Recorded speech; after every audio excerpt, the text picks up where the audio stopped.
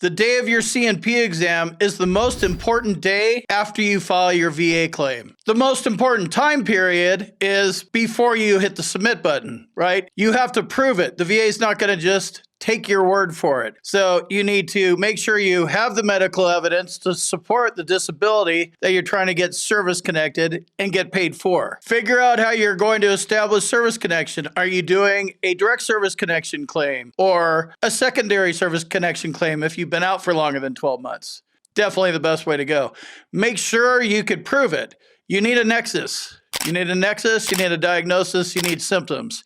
Get your doctor. Nexus letters are kind of hard to get sometimes from VA doctors and private doctors. If your doctor won't write it, that doesn't mean that you shouldn't submit it because you're going to get denied. You need it. If you need a doctor that can help you with a nexus letter, check out my med team. Here's an email address. Hit them up.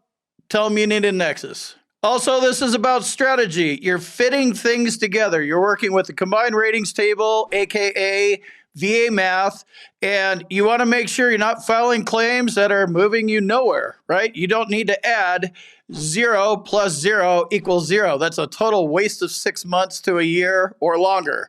Like, file claims that matter and get you paid. That strategy, that's my boot camp. That's what I talk about. I preach it and I teach it. So why is the C&P exam the most important day in your VA claim? Once you hit the submit button on your claim and you upload all your medical evidence, most of it is out of your hand when that happens.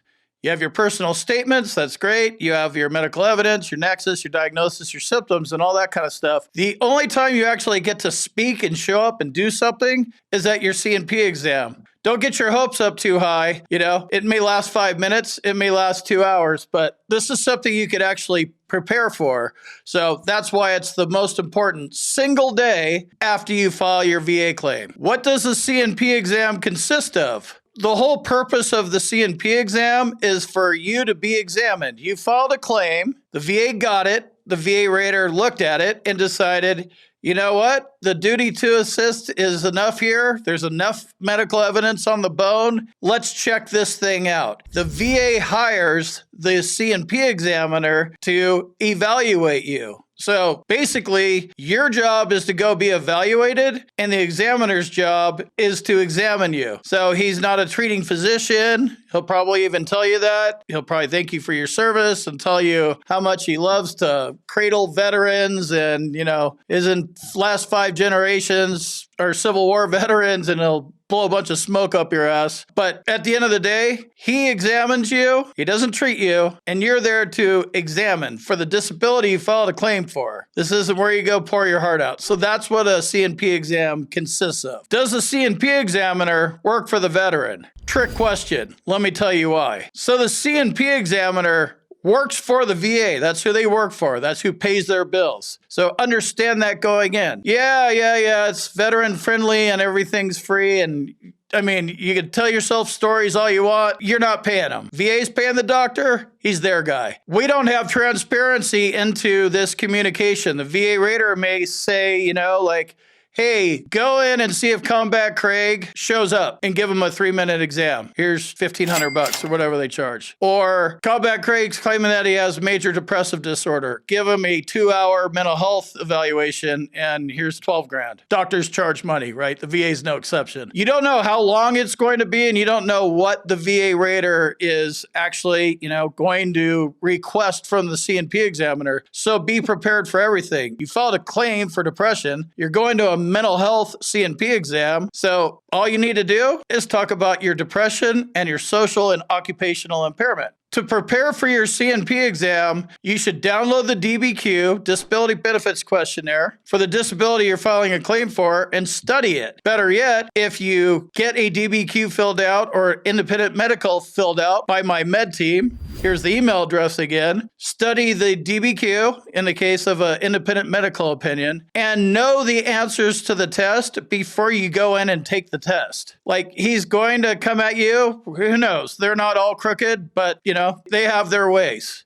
Maybe they're having a bad day. Maybe they don't care. Whatever. Be prepared for everything. It's always better to be prepared because it's only the most important day after you file your VA claim. So go in there, nail it, and know that you nailed it. You were prepared.